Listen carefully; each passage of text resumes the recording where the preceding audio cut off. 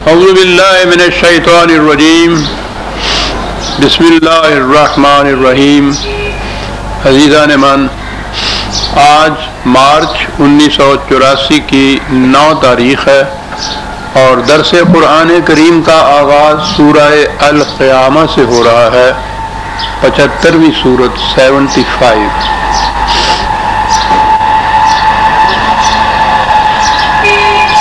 آپ کو یاد ہوگا کہ ان صورتوں میں وہ جو حق و باطل کی کشمکش چلی آ رہی تھی قریباً 20 سال پہلے سے 23 سال پہلے سے، وہ اپنے آخری مراحل میں آ پہنچی ہوئی ہے۔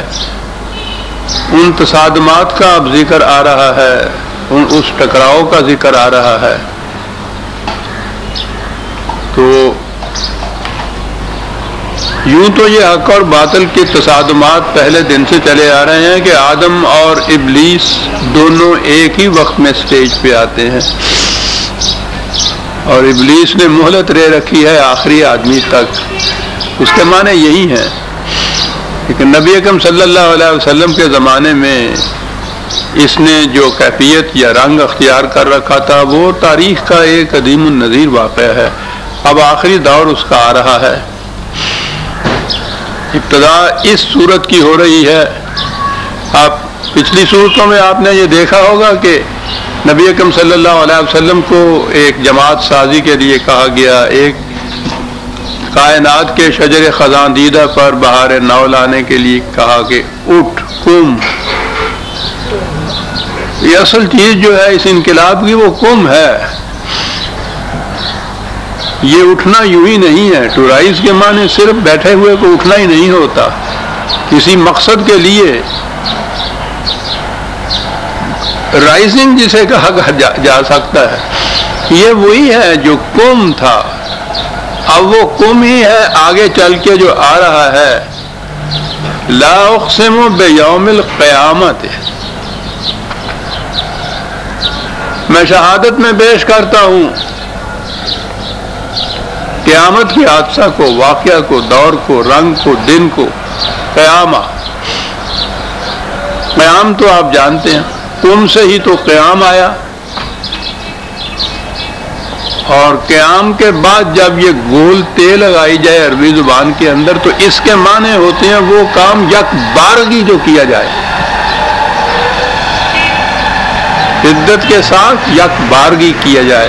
تو قیامت کا لفظ قیام ہی ہے حقیقت میں، وہ قیام جو بتدریج نہ ہو، بتدریج تو آ رہا ہوتا ہے، اب اس میں ایک ایسی سٹیج آ جاتی ہے کہ جس میں وہ محسوس طور پر یک بارگی اٹھ کے سامنے کھڑا ہو جاتا ہے، اسے قیامہ کہا گیا۔ اور پھر الف لام بھی ساتھ پہلے لگا تو پھر دی قیامہ بن گیا، یہ کوئی خاص۔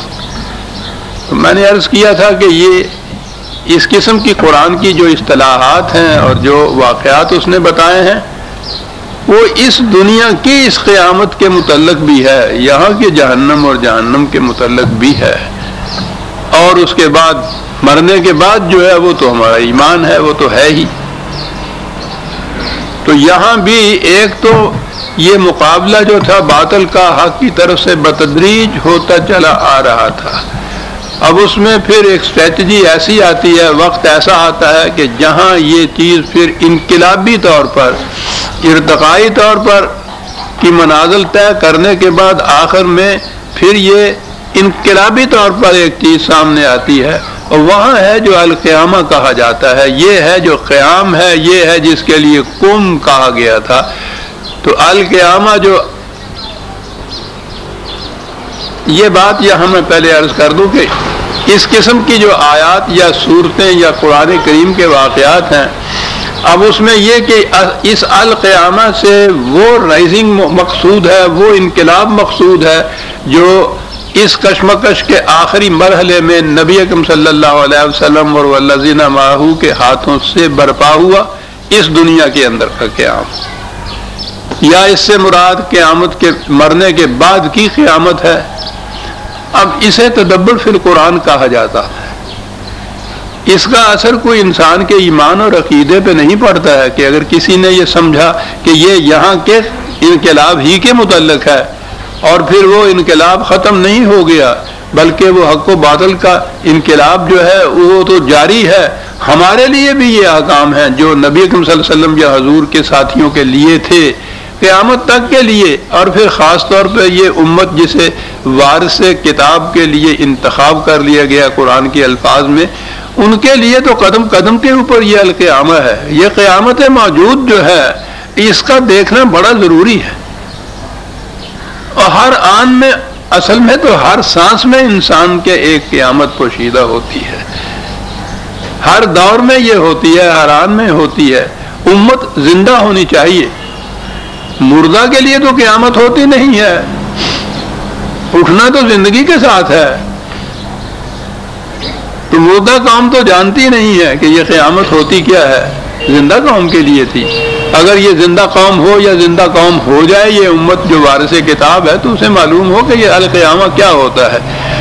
تو القیامہ کچھ میں نے عرض کیا کہ یہ تدبر پھر قرآن کی بات ہے کہ اس مقام فلاں مقام پر قرآن کی اصطلاح کے کیا مفہوم لیا جانا چاہیے، کیا موضوع ہے مفہوم، یہ لے لیجئے یا دوسرا لے لیجئے. تو یہ کوئی بات نہ تنازع کی ہے، نہ خصومت کی، نہ جھگڑے کی بات ہے. یہ یوں بھی سمجھا جا سکتا ہے، یوں بھی سمجھا جا سکتا ہے، بشرطے کہ یہ سمجھنا قرآن کی جو بنیادی تعلیم ہے اس کے خلاف نہ ہو، اس کے مطابق ہے. جو جس انداز سے بھی بات کو سمجھا جائے، یہی تو ہے کہ فکر اور تدبر کے لیے جو قرآن نے راستے کھلے رکھے ہیں اس کے معنی یہ ہیں. اس کے اوپر کفر کے فتوے نہیں لگنے چاہیے. ہمارے ہاں تو کفر کے فتوے اس پہ بھی لگتے ہیں کہ آمین اونچی آواز سے کہنی چاہیے یا آہستہ آواز سے. یہ تو بڑی چیز ہے. تدبر پھر قرآن بشرطے کہ وہ قرآن کی حدود کے اندر ہو، اس کی راستے کھلے ہیں اور وہ قیامت تک کے لیے حکم ہے اس تدبر کا. یہی نہیں ہے کہ یہ اجازت ہے اس چیز کی. قرآن کی حامل قوم کے اوپر حکم ہے اس چیز کا وہ تدبر کریں. تو ہر دور میں تدبر ہوگا قرآن کے اندر. کسی دور کا تدبر، کسی ایک فرد کا تدبر آنے والوں کے لیے وہ پابندی نہیں ہو جاتی اس کی. یہ غیر متبدل تو کلمات اللہ ہے. صرف انسانوں کی فکر، ان کا تدبر، ان کا غور، ان کا استنباط، ان کے معانی لیے ہوئے کسی دوسرے کے لیے نہ تو وہ واجب ہو جاتے ہیں، نہ ہر دور کے لیے غیر متبدل ہو سکتے ہیں. ورنہ یہ تدبر فی القرآن کا جو حکم ہے قرآن کا وہ تو ختم ہو جائے گا خاص دور کے اوپر آ کر. یہ اگر اس طرح سے یہ راستہ کھلا رہتا ہے 1000 سال میں، معلوم نہیں کہ قرآن کے حقائق کس قدر بے نقاب ہو کر آج ہمارے سامنے آئے ہوتے. لیکن ہم تو رکے ہوئے ہیں وہی 1000 سال پہلے کے دور پہ. انسانی علم کہیں کا کہیں چلا گیا. وہ فطرت کے اشارے جسے قرآن کہتا ہے کہ ہم فطرت کے حقائق کو بے نقاب کرتے چلے جائیں گے تاں کے یہ بات واضح طور پر تمہارے سامنے آ جائے کہ قرآن ایک حقیقت ثابتہ ہے. فطرت کے نقاب تو اٹھتے گئے اس دوران میں. ہم نے ہی آنکھیں بند کر رکھی کہ ہمیں کہا یہ گیا کہ تم آنکھیں نہیں کھول سکتے. کھل گئی آنکھیں 1000 برس پہلے. یہ نہ نبی اکرم صلی اللہ علیہ وسلم کے متعلق نہیں میں عرض کر رہا، وہ تو مقام ہی اور ہے نبوت کا. ان کے بعد انسانوں کا جو مقام ہے تدبر ان کے لیے تھا. تدبر کے دروازے کھلے ہونے چاہیے ہر دور میں، ہر فرد کے لیے کھلے ہونے چاہیے. اور اس میں کوئی بات ناراضگی اور غصے کی نہیں ہے کہ تمہارے تدبر کا نتیجہ میرے تدبر کے نتیجے سے مختلف کیوں ہے. سمجھنے افہام و تفہیم کی بات اگر ہو تو آپس میں سمجھ لینا چاہیے. جو بہتر نظر آئے، جو زیادہ مانود ہو، جو قرآن کی تعلیم سے زیادہ قریب ہو، وہ سمجھ لینا چاہیے کہ بہتر تدبر ہے. فائنل وہ بھی نہیں ہے، آخری حرف وہ بھی نہیں ہے. آخری حرف تو صرف قرآن کے کلمات اللہ جو اللہ کے ہیں وہی ہیں حقیقت میں. تو القیامہ دونوں میں سے جو مفہوم بھی لینا کوئی چاہے لے لے. وہ انقلاب جو اس دور میں رفنا ہوا وہ جو مرنے کے بعد ہوگا القیامہ. شہادت میں آتا ہے یہ ولا اقسم بالنفس اللوامۃ، دوسری بات یہ. اور شہادت میں پیش کیا جاتا ہے نفس لوامہ کو. یہ ذرا بات تفصیل طلب آ جائے گی. پہلی چیز تو یہی کہ قرآن میں یہ نفس جو ہے شروع سے آخر تک چلا آ رہا ہے. اگرچہ عربی زبان کے اعتبار سے اس لفظ کے معانی بہت مختلف ہیں، متعدد ہیں، بکثرت ہیں، اور عربی میں تو اس قدر ایک لفظ کے اتنے معانی مختلف ہوتے ہیں کہ پوچھیے نہیں۔ لیکن یہ چیز جب انسان کے ضمن میں آئے گی تو یہ ایک عجیب چیز ہے جس کے متعلق بتایا ہی نہیں جا سکتا کہ یہ ہے کیا۔ اس میں شبہ نہیں کہ مغرب کے علم النفس ان کے ہاں ایک الگ علم ہی کی حیثیت اختیار کر گیا۔ انہوں نے بڑی تحقیق کیے چلے جا رہے ہیں، سائیکالوجی کے انداز سے کیے چلے جا رہے ہیں، باڈی اینڈ مائنڈ کا قصہ چلا آ رہا ہے۔ جیسا میں نے پہلے بھی یہ کہا، کسی زمانے میں یونان کی فکر نے سول کہا، روح کہا، اسپرٹ کہا، عیسائیت میں آ کے وہ یہ چیز آ گئی۔ اس کے بعد ان کی علم کی دنیا میں آئے تو مائنڈ کہا انہوں نے، مائنڈ بھی آگے بڑھے تو کام نہیں چلا، اس سے پھر سائیکے ایک ان کے ہاں کی چیز آ گئی۔ تحقیق ہو رہی ہے، یعنی یہ بات کہ ایک تو انسان کا جسم ہے، فزیکل باڈی جسے کہتے ہیں، یہ فزیکل باڈی جو ہے یہ حیوانی سطح کی چیز ہے، اس کے تقاضے وہی ہیں جو ہر حیوان کے تقاضے ہیں، کھانا پینا، زندہ رہنا، اولاد پیدا کرنا، ایک وقت کے بعد پھر اس مشینری کا بند ہو جانا، مر جانا۔ اس میں کوئی خصوصیت انسان کی نہیں ہے، یہ اسی سطح کی چیز ہے۔ لیکن اس میں ایک چیز ایسی ہے جو اس سے پہلے کی ارتقائی سطح میں جو لائف یا زندگی رہی ہے، یعنی حیوانات کی سطح تک بھی لیجئے، وہاں بھی یہ نہیں ہے، اور وہ ہے اختیار اور ارادہ۔ دو پاسبلٹیز میں، دو ممکنات میں جو سامنے آئے، دو راستوں میں جو سامنے آئے، ایک راستہ اختیار کرنا، دوسرا چھوڑ دینا، یہ ایک چیز ہے۔ حیوانات تک جبلت ہے، وہ مجبور ہے ایک ہی راستہ اختیار کرنے پر، چوائس نہیں ہے ان کے ہاں۔ یہ بکری کے اختیار میں نہیں ہے کہ کبھی جی میں آئے تو گھاس چر لے، کبھی جی میں آئے تو گوشت کھا لے۔ بکری بیچاری تو بکری ہوتی ہے۔ یہ تو شیر کے اختیار میں بھی نہیں ہے کہ کبھی بھوکا مر رہا ہو تو گوشت کو چھوڑ کے انگور کھانے شروع کر دے۔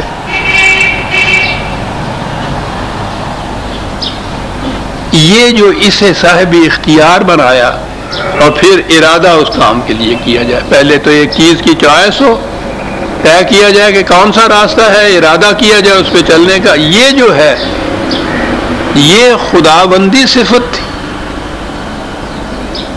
قرآن نے جو کہا ہے نا کہ انسان کو خدا کی روح میں سے ایک شمع دیا گیا، روح کے معنی توانائی ہوتا ہے، یہ اصل توانائی تو یہ ہے کہ آپ خود اپنے ارادے سے ایک چیز کو اختیار کریں، یہ بہت بڑی قوت ہے، یہاں مجبوری نہیں ہے۔ یہ جو تھا خدائی صفت کا ایک شمع انسان کو دیا گیا، یہ اختیار و ارادہ ہے اس کا۔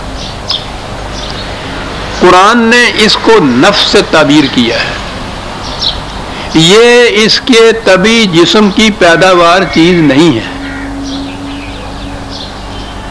نہ ہی یہ طبی جسم سے متعلق جو قوانین ہیں کھانے پینے کے، مریض ہو جانے کے، شفا پا لینے کے، اس کا تعلق ان سے بھی نہیں ہے۔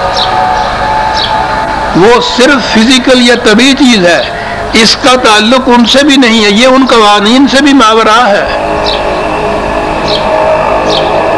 یہ فیصلہ کرتا ہے، ارادہ کرتا ہے، انسان کے طبی جسم کو عمل کے لیے آمادہ کرتا ہے، تقویت پہنچاتا ہے، اور اپنے فیصلے کا ذمہ دار ہوتا ہے۔ یہ جو انسان کا کوئی کام یا کوئی عمل ہے، اس کی ذمہ داری جس پہ آتی ہے وہ ہے جسے نفس کہا گیا، فیصلہ کرنے والا، ارادہ کرنے والا، پھر انسان کے عمل کی ذمہ داری جس پر عائد ہوتی ہے، یہ ہے جسے قرآن نفس کہہ کر پکارتا ہے، ترجمہ نہیں ہو سکتا۔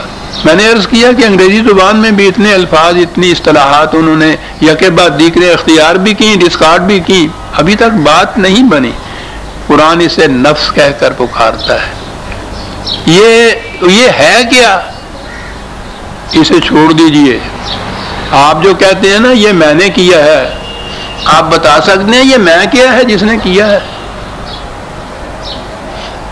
علمی بات کو چھوڑ دیجئے،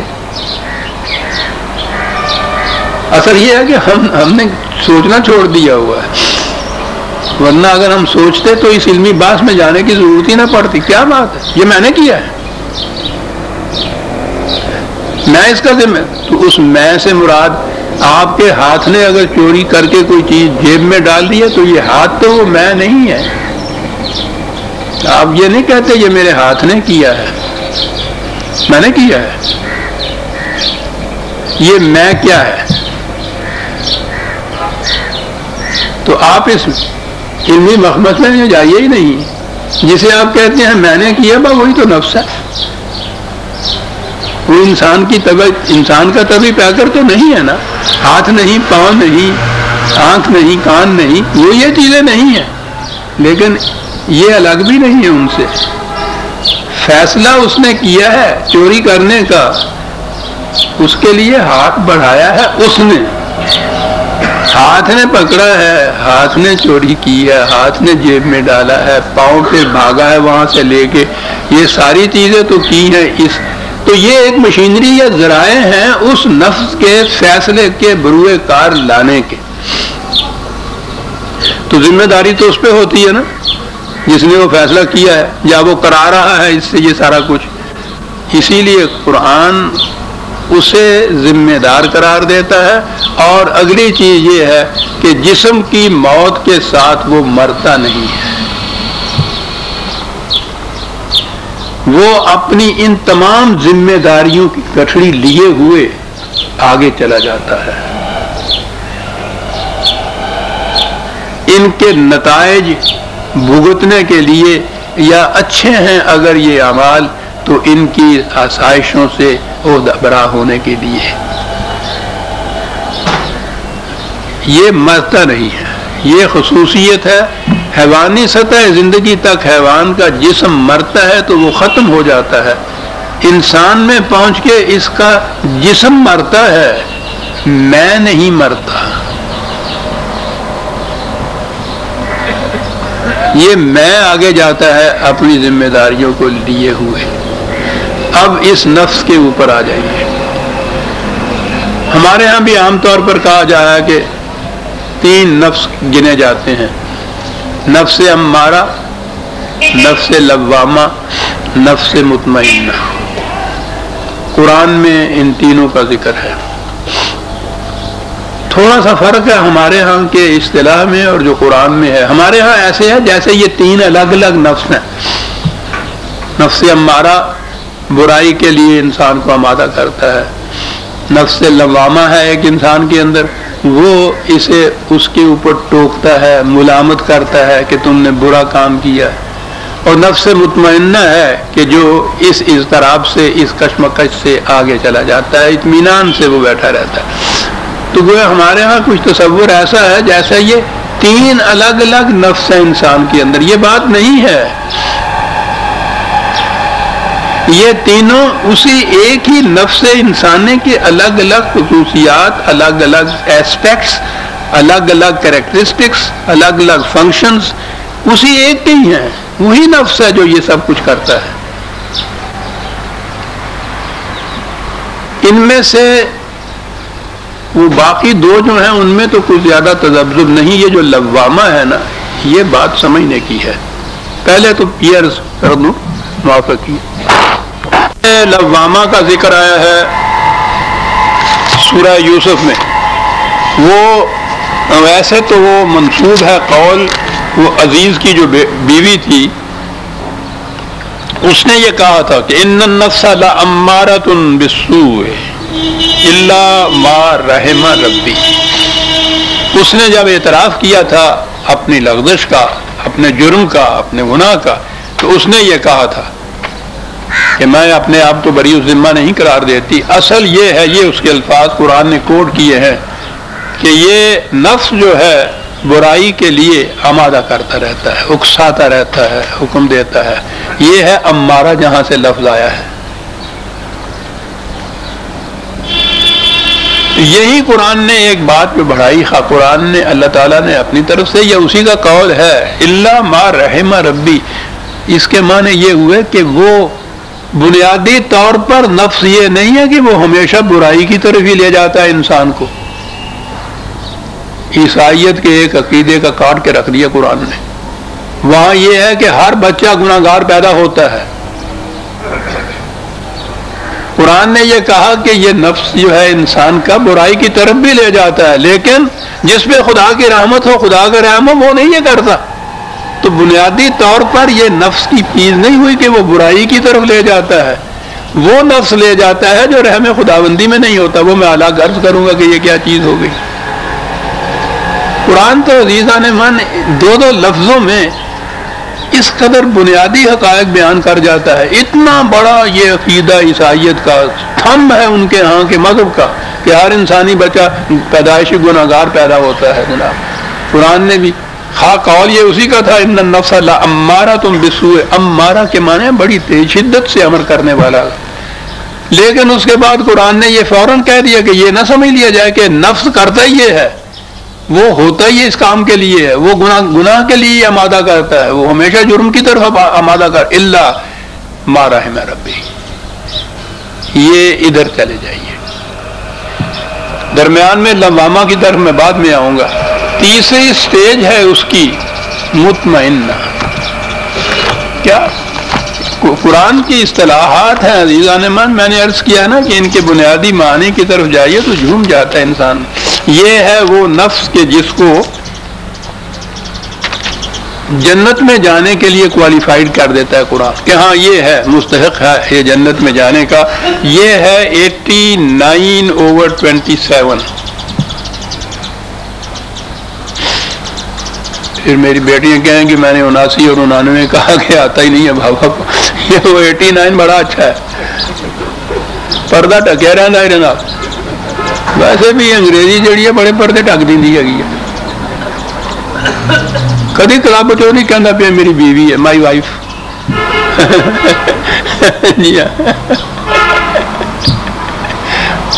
تو 99 جی ٹھیک ہو جائے گا. 89 بتاؤ تو بیٹی کچھ مدد کرو. تو 27 اس کی. یا ایتھا النفس المطمئنۃ ترجی الی ربک راضیۃ مرضیۃ فادخلی فی عبادی وادخلی جنتی. یہ ہے وہ سٹیج نفس مطمئنہ، بیلنسڈ مائنڈ جس میں کوئی اضطراب نہیں، ریب نہیں، کشمکش نہیں، اطمینان سے یکسو ہو گیا ہے، صحیح فیصلے کیے ہیں، صحیح مقام حاصل کیا ہے. یہی وہ مقام ہے کہ جس کو وہ کہتا ہے کہ جنت میں جانے کا اہل ہو گیا، مستحق ہو گیا، کوالیفائی کر لیا، اس قابل ہو گیا کہ یہ جنت. لیکن پھر بھی وہ قرآن، میں نے عرض کیا نا، کہیں بھی قرآن کوئی بات بیان کرے وہ اصل جو اپنا مقصد ہے اس کو ساتھ لے آتا ہے. ذرا بیچ میں لے آیا کہ یہ انفرادی چیز نہیں ہے، یہ نجات جسے کہتے ہیں ہر فرد کی الگ الگ ہو جاتی ہے. یہ روحانیت نہیں ہے کہ ذوق ہی بادا نہ دانی با خدا تانا چشی، جب تک خود نہ پیو پتہ ہی نہیں چل سکتا یہ کیا ہے. یہ خانقاہیت نہیں ہے، یہ عیسائیت نہیں ہے، یہ مسٹکزم نہیں ہے. یہ تو جنت میں جانا ہے فادخلی فی عبادی، دوسرے انسانوں کے ساتھ مل کر جانا ہے.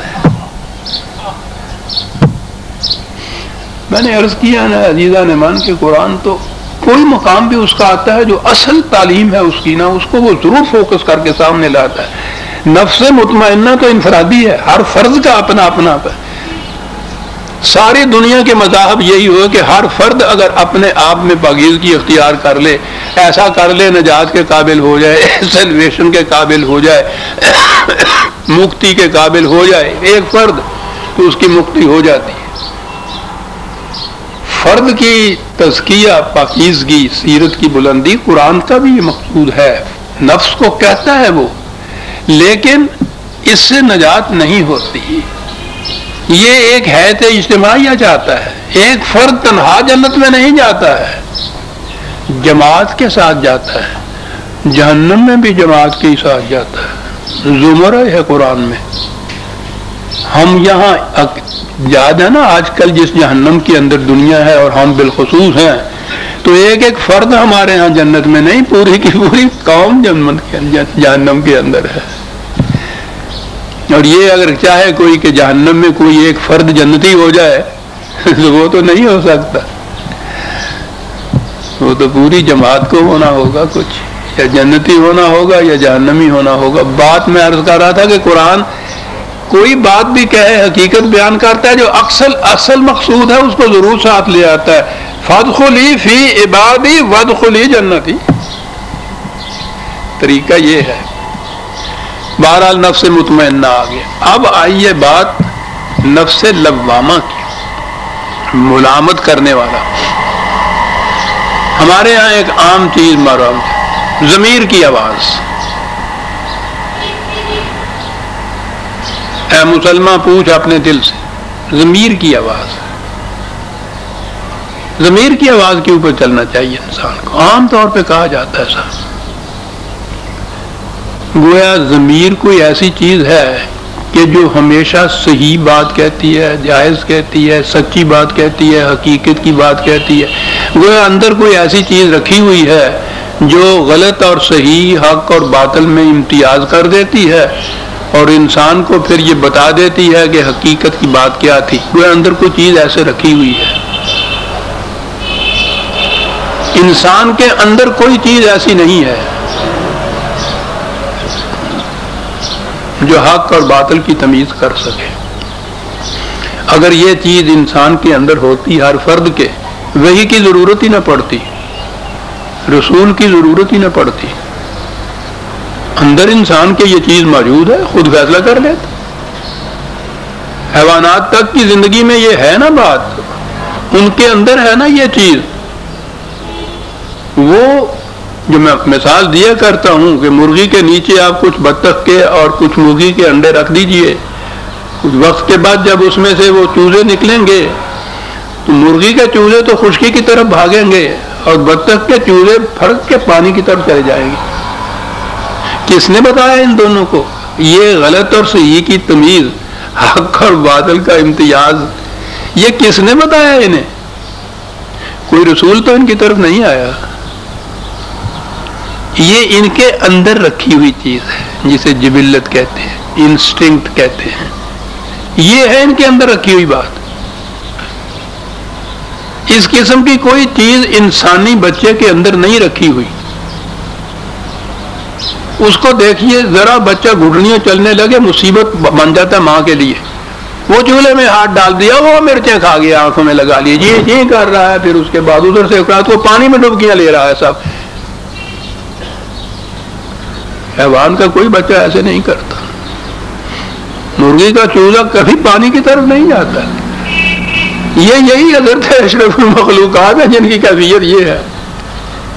کچھ پتہ ہی نہیں چلتا کہ کدھر دیکھیں گے. اس کے اندر نہیں ہے. اسی لیے اس کو خارج سے ضرورت پڑی ہے وحی کے ذریعے، انبیاء کرام کے ذریعے بتانے کی کہ حق کیا ہے اور باطل کیا ہے. ایک چیز تو اضافی ہوتی ہے، اچھی اور بری، غلط اور صحیح، ریلیٹیو اسے کہتے ہیں. یعنی وہ فی الواقعہ ایک چیز ہوتی ہے، فی الواقعہ وہ ایسی ہوتی ہے. مطلق اسے کہتے ہیں، ایبسولوٹ کہتے ہیں کہ وہ ہے ہی شر. قرآن کی اصطلاح آ جائے نا، خیر اور شر جسے کہتے ہیں، غلط اور صحیح، جائز اور ناجائز. ایک چیز فی الواقعہ ناجائز ہے، غلط ہے، باطل ہے.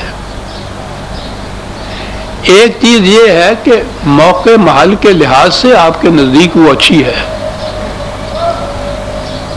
آپ نے جس گاؤں میں جانا ہے، چوراہے پہ سے وہ راستہ اختیار اگر آپ نے کر لیا تو وہ صحیح راستہ ہے.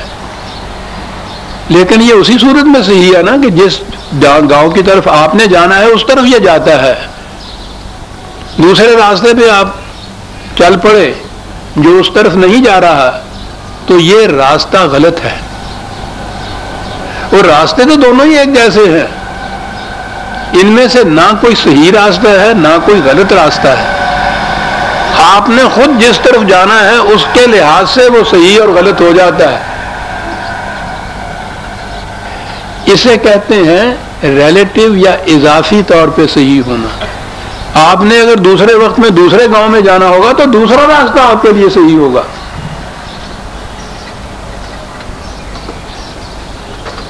کچھ عام درس سے یوں باتیں ادھر ادھر ہٹ جاتی ہیں، لیکن میں کوشش کرتا ہوں کہ بات اسی سطح کے اوپر رکھوں جو کہ بزم میں اہل نظر بھی ہے، تماشائی بھی، ہر ایک کی سمجھ میں بات آ جائے. انہیں کہتے ہیں اضافی یا ریلیٹو اچھا یا برا ہونا. یہ فیصلہ انسان خود کر سکتا اپنے لیے. خود ہی اس نے فیصلہ کیا کہ میں نے شہر کی طرف جانا ہے، یہ راستہ جو یہ سڑک جا رہی ہے سیدھی، یہ سیدھی اس کے لیے صراط مستقیم بن جائے گی. اس نے اگر فیصلہ کیا ماڈل ٹاؤن کی طرف جاتا ہے تو یہ گمراہی ہو جائے گی. لیکن ایک چیز ہے کہ جو فی الواقعہ گمراہی ہے اور پھر واقعہ صراط مستقیم ہے، ریلیٹو نہیں ہے، مطلق ہے. یہ چیز کہ اپنی حلال کمائی سے رزق حاصل کرنا ہے یہ ہے صحیح ہے. دوسرے کی محنت کو ایکسپلائٹ کرنا ہے یہ ہے باطل. اور یہ ہمیشہ ہے، ہر حال میں ہے، ہر شخص کے لیے ہے، یہ بدل نہیں سکتی، یہ ریلیٹو نہیں ہو سکتی. آپ اپنے دوست کی عزت کرتے ہیں، کل ہی کو وہ دوست دشمن ہو جاتا ہے، آپ اس کی عزت پھر نہیں کرتے. یہ عزت جو آپ نے کی ہے یہ ریلیٹو ہے. قرآن کا حکم ہے کہ ہر انسان واجب التعظیم ہے، یہ مطلق ہے.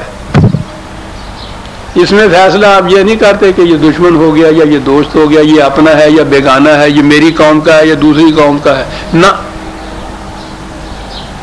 یہ ایک حق مطلق ہے.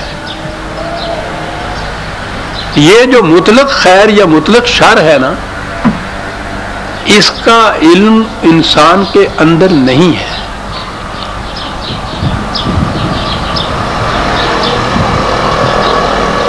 یہ صرف وحی کے ذریعے سے اس کو رسولوں کی معرفت ملا ہے.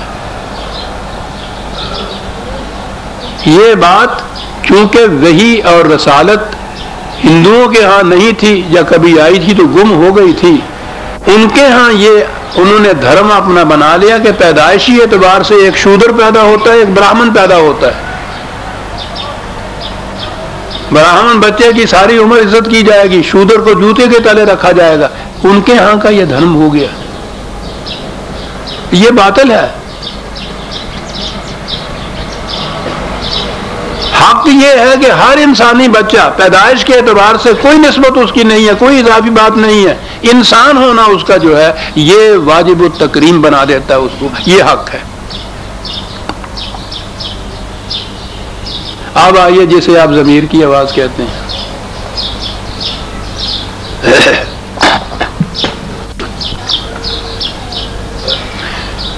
مسلمان کا بچہ گائے کا گوشت لذت لے کر کھا جاتا ہے. ہندو کے سامنے نام لے لیجئے، اس کو کیا آ جاتی ہے. یہ کیا ہے؟ ان دونوں کے ضمیر کی آواز ہے نا. یہ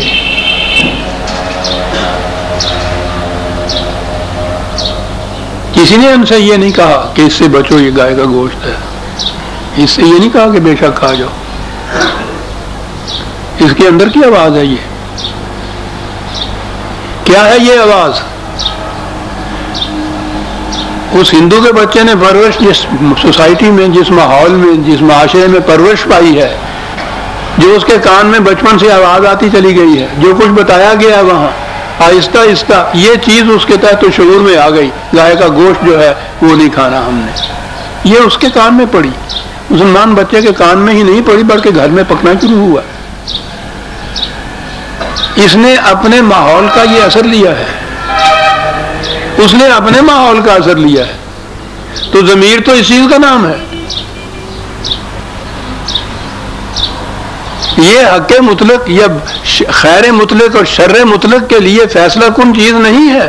یہ تو جس ماحول میں وہ پرورش پائے گی، جس ماحول میں پیدا ہوگی، جس ماحول کا اثر لے گی، اس قسم کی ضمیر اس کی بن جائے گی. یہ سارے بت پرست ضمیر کی آواز پہ چلتے ہیں. سارے ایک انسان کو یا ایک نبی کو حضرت عیسیٰ علیہ السلام کو خدا کا بیٹا ماننے والے ضمیر کی آواز پہ چلتے ہیں. آپ اس کی مخالفت کرتے ہیں ضمیر کی آواز پہ کرتے ہیں. تو جسے ضمیر کی آواز انسان کی کہا جاتا ہے وہ حق اور باطل کا فیصلہ کرنے کا معیار نہیں ہے.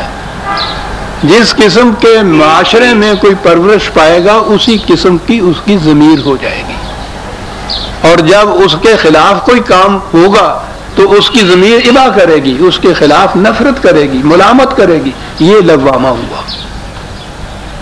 نفس کے اندر یہ بات ہے کہ وہ ملامت کرتا ہے. یہ میں آگے چل کے بتاؤں گا کہ آہستہ آہستہ جب آپ اس کی پرواہ نہیں کرتے ہیں، دباتے چلے جاتے ہیں، جذبات غالب آتے جاتے ہیں، پھر وہ امارہ ہی ہو جاتا ہے، پھر وہ ملامت بھی نہیں کرتا. یہ جو عام ہو جاتے ہیں جرائم، تو یہ جتنے جرائم پیشہ ہے پھر ان کا ضمیر ان کو ملامت نہیں کرتا اس کے اوپر. وہ اتنے عام ہو جاتے ہیں کہ وہ قابل ملامت ہی نہیں سمجھتا اس کو. لیکن جب وہ قابل ملامت بھی سمجھتا ہے جن چیزوں کو، انہی چیزوں کو جو شروع سے اس کے ذہن میں ڈالی گئی ہیں کہ یہ غلط ہے، تو اب یہ چیز سمجھ لیجئے کہ انسان کا ضمیر یا نفس لوامہ ان چیزوں پہ ملامت کرتا ہے جن کے متعلق پہلے سے اس کو بتایا گیا ہے کہ یہ بری ہیں.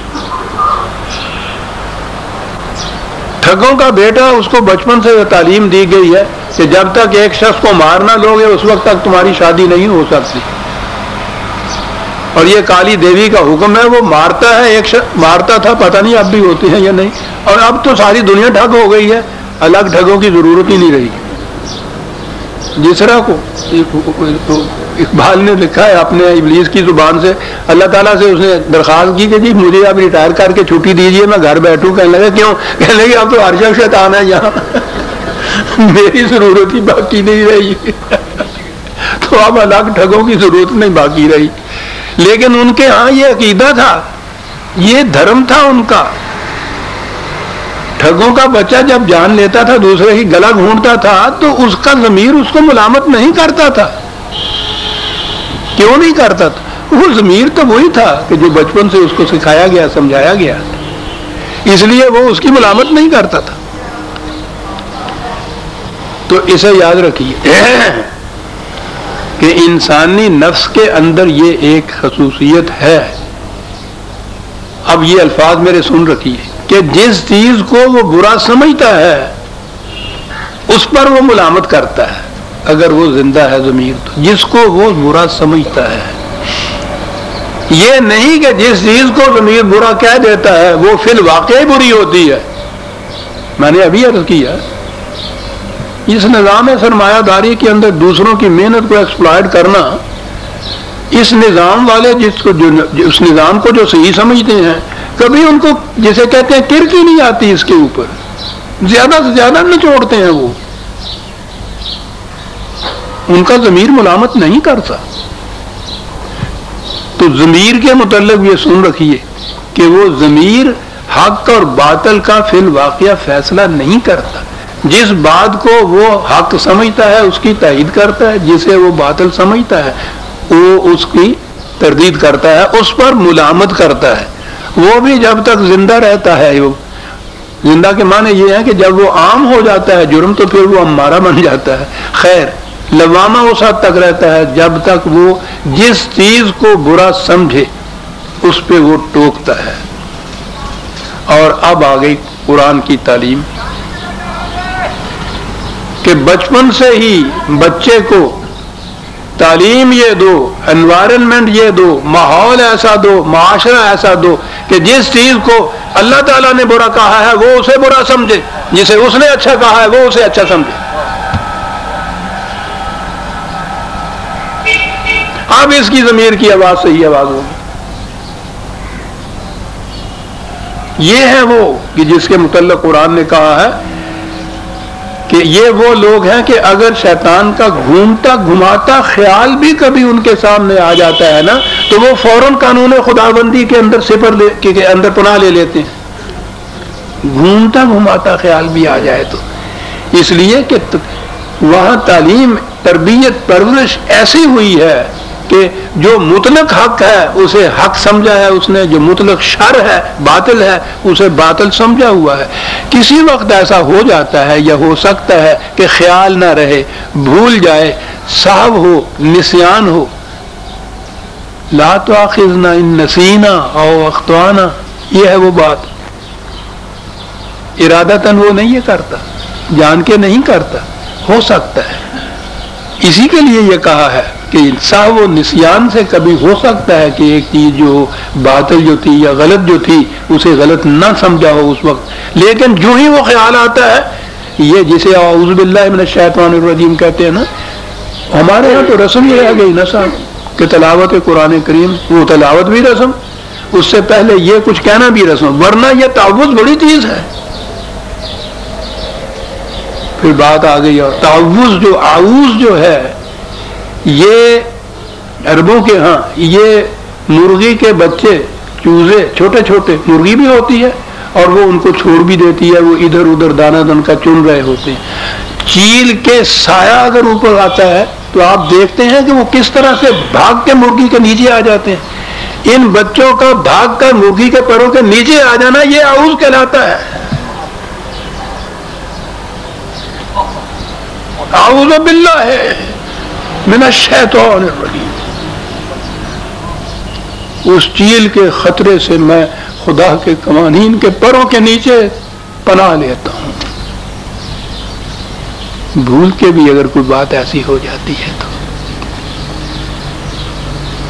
آپ کو معلوم ہے پھر یہ اعوذ جو ہے پھر چلتا چلتا کہاں آ گیا؟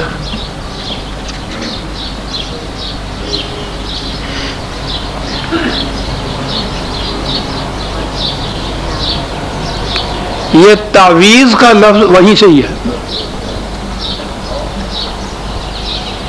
اب آپ نے جو پناہ ڈھونڈی خطرات سے تو حضرت صاحب کے اس ایک تعویذ کو گلے میں لٹکا کے چلیے معاملہ ختم ہو، نہ خدا کے قانون، نہ وہ تعوذ، نہ اعوذ باللہ، نہ شیطان سے، وہ تعویذ کا لفظ ہی اعوذ سے ہے۔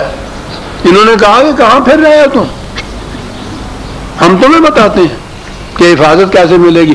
حفاظت کے لیے تعویذ ڈالتے ہیں نا آپ، وہ گلے میں نہیں ہوتے، دیوار سے آپ نہ ٹانگتے تھے، اگلے سارا کاری محفوظ ہو گیا، چل بھائی قلعہ بنا دیتا۔ یہ تعویذ میں آ گیا، اعوذ باللہ خدا کا۔ اس کے بعد حضرت صاحب کے تعویذ میں آ گیا، بڑا خوبصورت شعر، بہک بہک کے کہاں آ گیا ہے دیوانے، مقام سود و ضیاء آ گیا ہے دیوانے، بہک بہک کے یہاں آ گئے ہم۔ میں نفس لوامہ کی بات کر رہا تھا۔ قرآن نے کہا یہ ہے کہ بچے کی تعلیم، تربیت، پرورش، ماحول، معاشرہ وہ ایسا کرو جسے اب آج کی اصطلاح میں انکانشس مائنڈ کہتے ہیں، اس کے نفس غیر شعوری کے اندر یہ چیزیں آ جائیں کہ یہ حق ہے، یہ باطل ہے، یہ خیر ہے، یہ شر ہے، یہ جائز ہے، یہ ناجائز ہے، اندر معلوم تو بل ارادہ تو کبھی وہ کرے گا ہی نہیں، یہ ہوگی ضمیر کی آواز خیر۔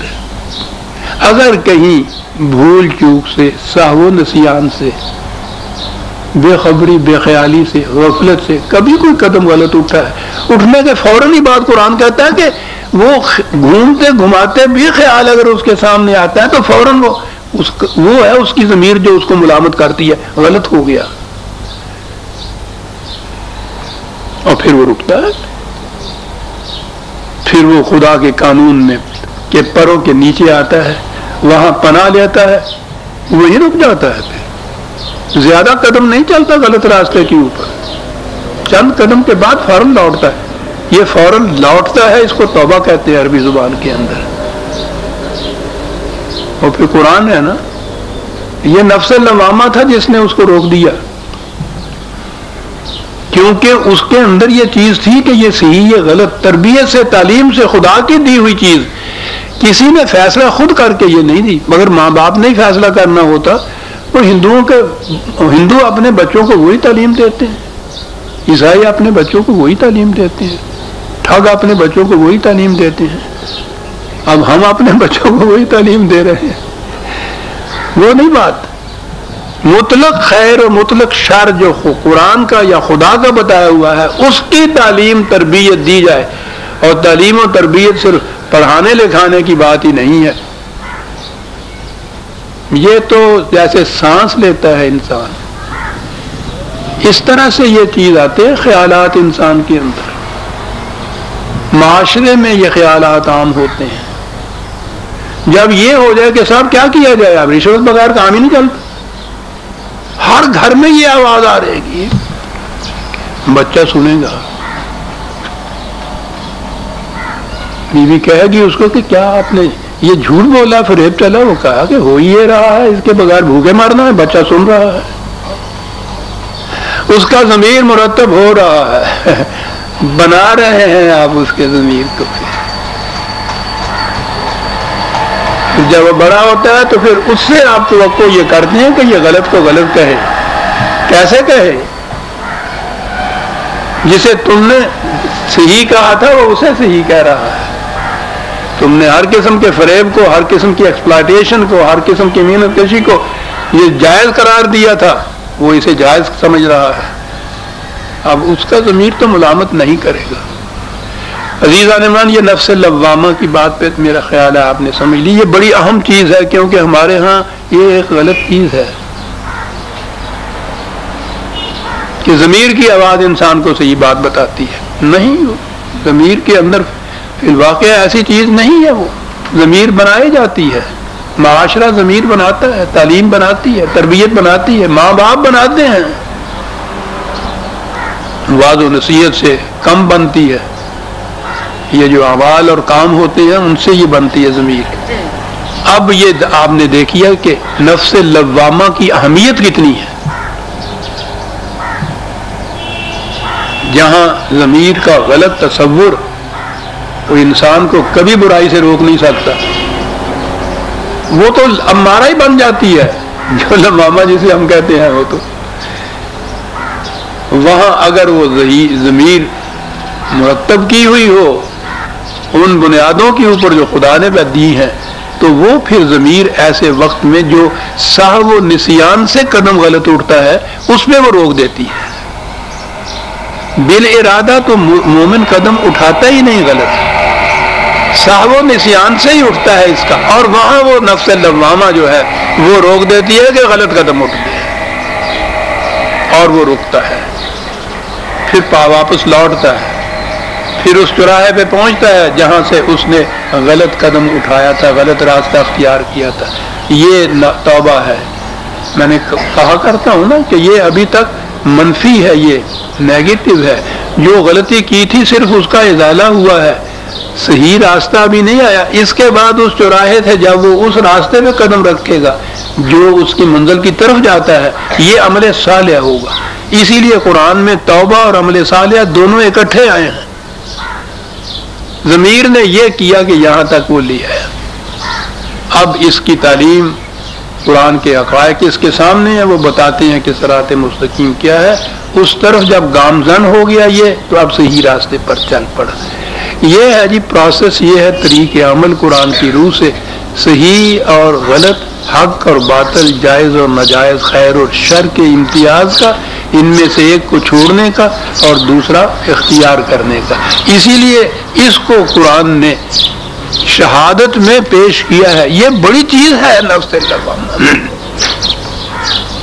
لیکن پھر میں عرض کروں کہ اگر وہی چیز ہے کہ ہم نے اس نفس کی ترتیب ہی غلط انداز میں کی ہے تو سب سے بری چیز بھی یہی ہے. انسان مطمئن ہو جاتا ہے ضمیر کی آواز سے، اندر کی آواز سے، حالانکہ وہ بادل کی آواز ہوتی ہے.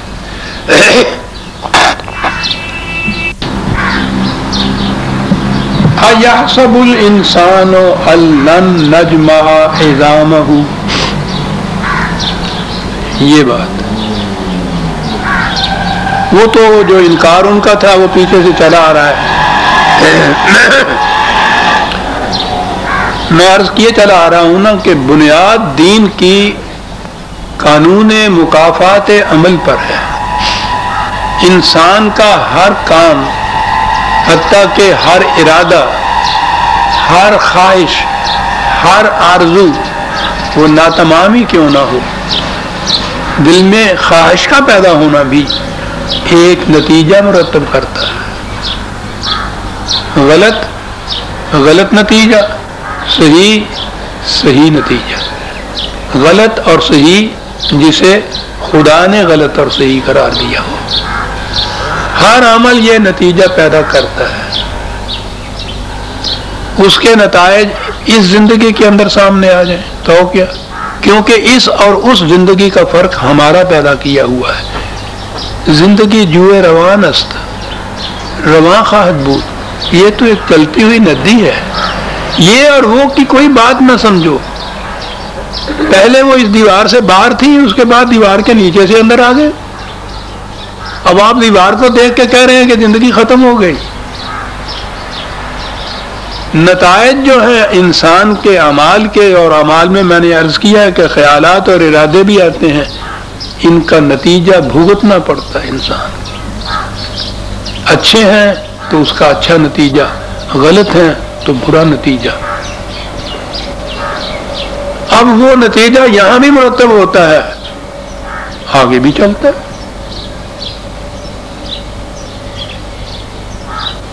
بلکہ آگے چل کے میں عرض کروں گا، قرآن نے کہا ہے وہ جنت اور جہنم تو انسان کے اندر کا نفس یہاں سے لے کے اپنے ساتھ جاتا ہے.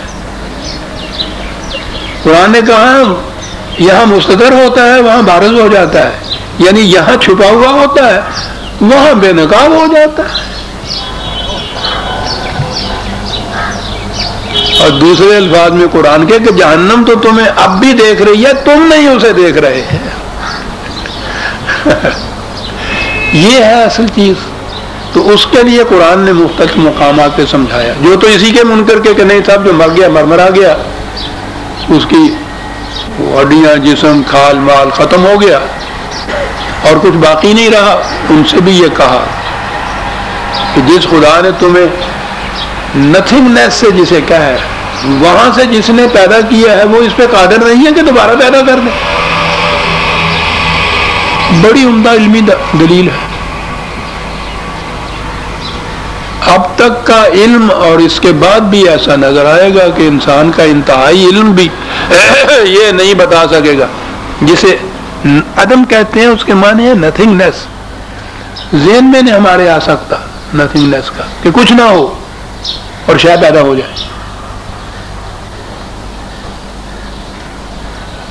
یہ جو ہمارے ہاں کی یہ دنیا ہے محسوس عالم، اس میں کچھ تو ہو نا جس سے آگے کچھ بات بنے.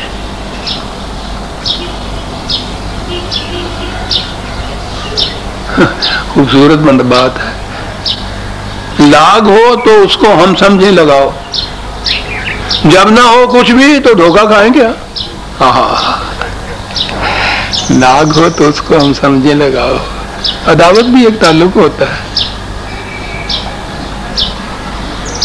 نتھنگنیس سے تصور بھی نہیں کر سکتا بڑے سے بڑا. آج بھی سائنٹسٹ بڑے سے بڑا اس مقام پہ آ کے کھڑا ہو کے مبہوت ہو جاتا ہے جب یہ دیکھتا ہے. وہاں تک تو کڑیاں ملاتا چلا جاتا ہے، کاز اینڈ ایفیکٹ کی، علت اور معلول کی. اس سے یہ بنا، اس سے یہ بنا، اس سے یہ بنا. آکسیجن اور ہائیڈروجن کے دو قطروں سے پانی کا ایک قطرہ بن گیا. یہ آکسیجن کیسے بن گئی یہاں آ کے؟ پھر وہ اور ایک کسان گدھا چلانے والا دونوں ایک مقام پہ ہوتے ہیں، نہ وہ بتا سکتا ہے نہ یہ بتا سکتا ہے. دلیل یہ دی ہے قرآن نے بڑے سے بڑے عالم کے لیے، سائنٹسٹ کے لیے، کہ تم یہ بتاؤ کہ نتھنگنیس سے بینگ کیسے بن گیا.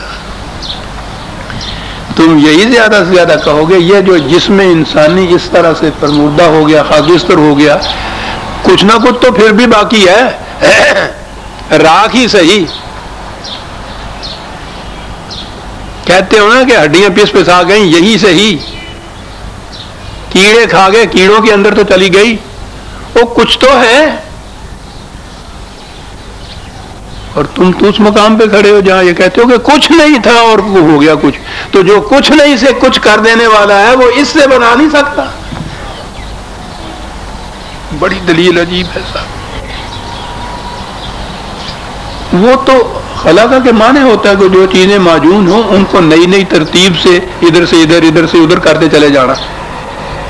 بس یہ اتنا ہی ہوتا ہے. تخلیق جسے ہم کریشن کہتے ہیں وہ جو عالم امر ہے نا اس میں ہے کہ کچھ نہ ہو.